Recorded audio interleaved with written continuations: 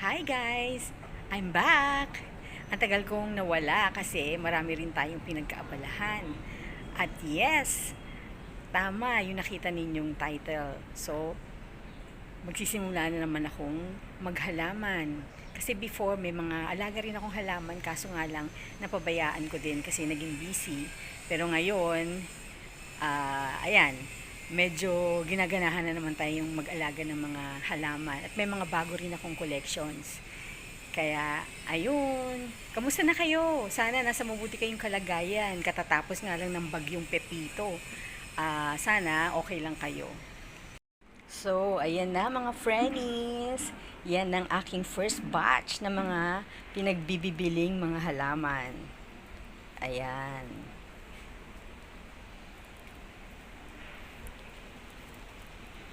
So, hindi ko pa sila natatransfer sa paso. Mamaya siguro kasi ayan kadarating lang ng mga paso and mga lupa. Ayan, pero mukhang kukulangin pa yung lupang yan. Kasi marami pa akong planong taniman dito. Yan, katulad nitong plant box na to sa loob. Maganda rin yung taniman. Or baka lalagyan ko na lang din ng mga paso na may tanim yan. Aha. Tapos, dito rin. Plano kong taniman. Kasi tingnan mo naman ang itsura niya. So, kailangan lagyan ng lupa bago taniman. Hanggang dyan. Hanggang dun. So, iisipin ko pa kung anong magandang gawin. Anong suggestion ninyo mga friends? Anong magandang gawin dyan? Pero ayoko naman masyadong yung malalaki. Kasi, newbie pa rin ako sa paghahalaman. So, magiging plantita na rin tayo. Ayan. So, ito, money tree. Ililipat ko yan dito sa harapan. Ayun. Kasi, kung lalaki siya, ayan, sa kabilang bahay, meron din silang mga tanim na mga puno dyan. So, pwede rin ako maglagay dito sa harapan namin. Dyan. Hanggang dyan. Actually, isang compound kami. So, may mga halaman din doon. Pero iba na yun. Dito kami. Ayan. So, plano ko, ayan, ire-repat ko yan and then i-display ko or iaayos ko na lang dito. Yes! Ayan na, binuksan ko na yung mga paso. So, ayan. Tapos, meron pa akong isa dito. Pero siguro, sa kanya na yan, yung pasong yan. Diyan ko na siya ilalagay. Kaya lang, mukhang kulang. Kulang pa ito. Kailangan ko pang bumili. Kaya lang napansin ko, itong dalawa, isa lang ang butas niya. Ayan o. Okay lang ba yan? Kahit isa lang ang butas. Although malaki naman. Kasi itong mga to, apat ang butas niya. Kasi malaki siya. Ito naman, medyo mas maliliit. Ayan lang siya. Yan yung difference. Tsaka yung lupa ko, ito lang. Hindi ko alam kung kakasya yan. Mukhang hindi yan kakasya. Diba, bibili na lang ako ulit.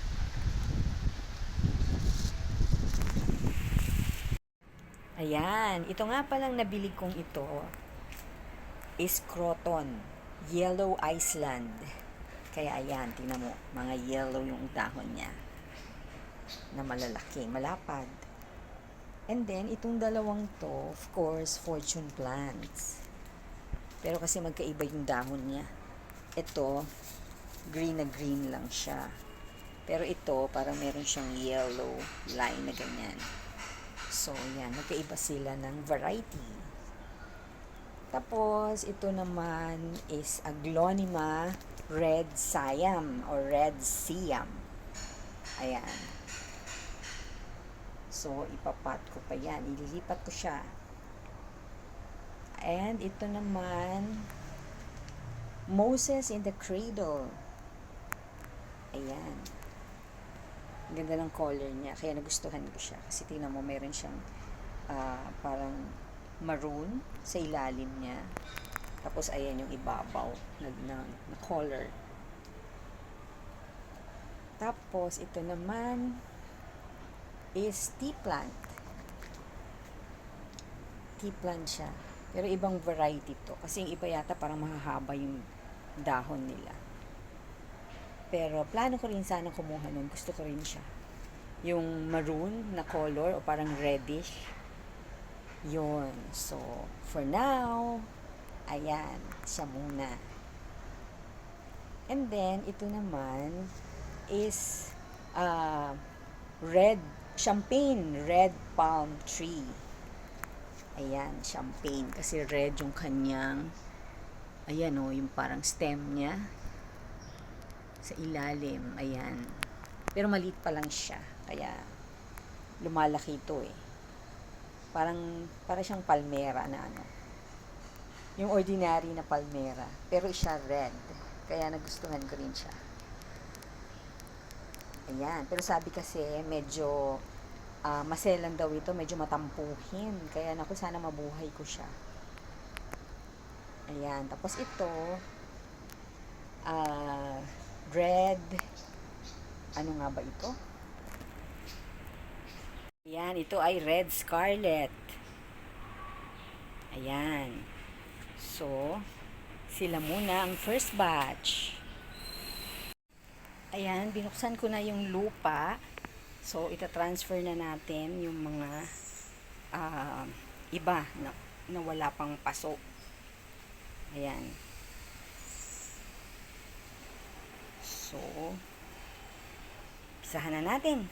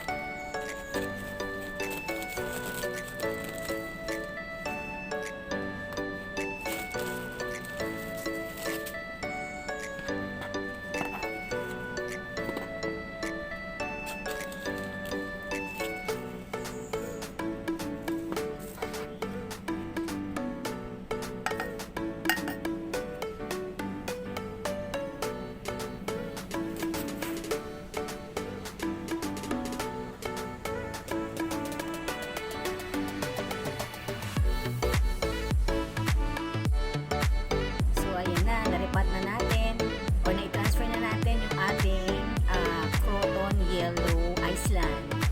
Ngayon, susunod ko naman ay ito, Aglonema Red Siam o Siam.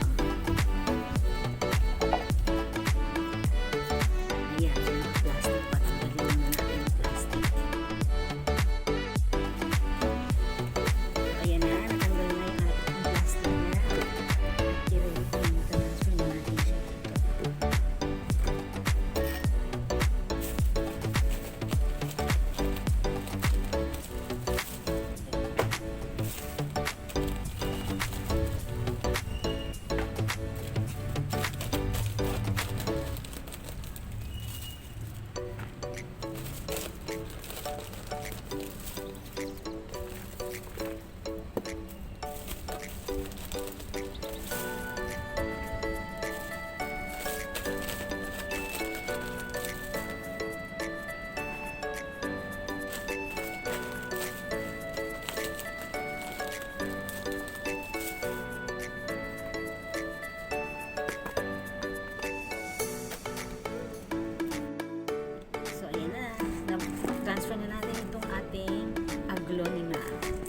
Coliseum.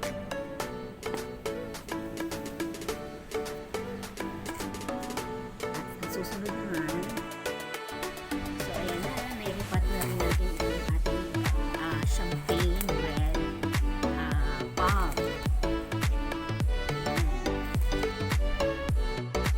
Ayan, ito naman ang susunod natin transfer itong Moses in the Cradle.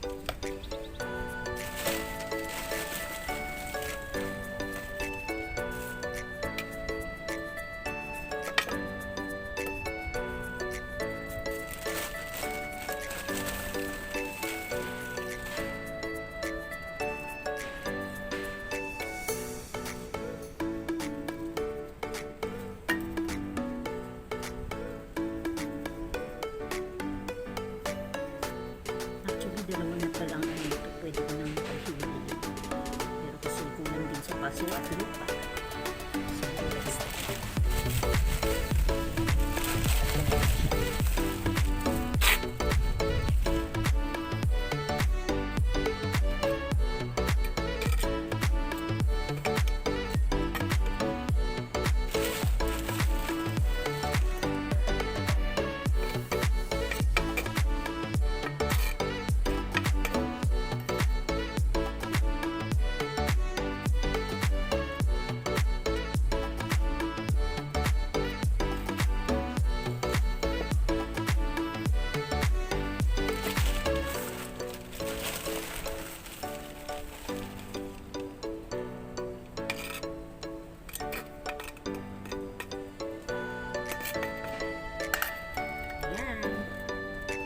transfer ko na rin itong tea plant.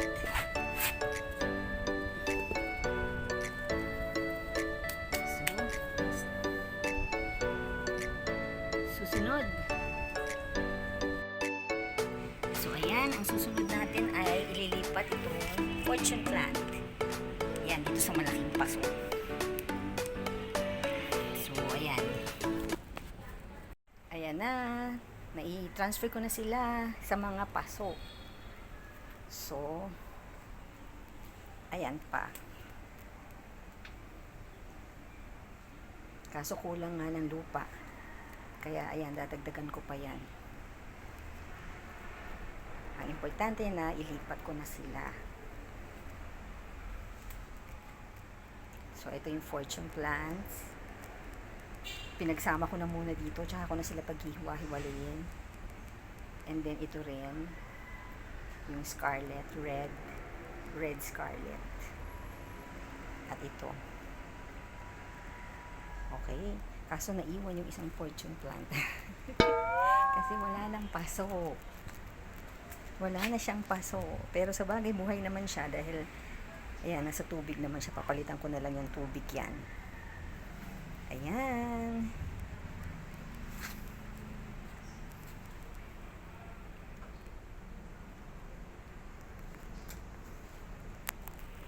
Ayan pa pala yung ating money tree. Ililipat ko rin dyan ng paso at ililipat ko rin ng pwesto. Kaya lang kulang nga tayo sa paso at lupa. Pero buhay naman na yan. Kaya inuna ko na lang muna yung mga bago kong biling mga halaman. So next time naman yan.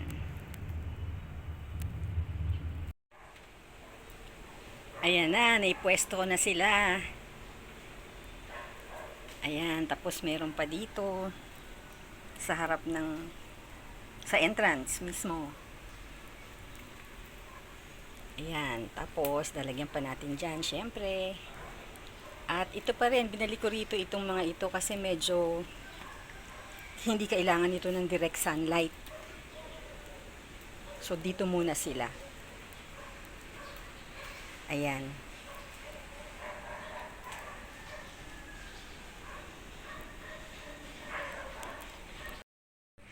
So, thank you for watching guys. Until next, kung gusto mo ng ganitong mga content, please like and subscribe to my channel. Okay, see you next time. Bye!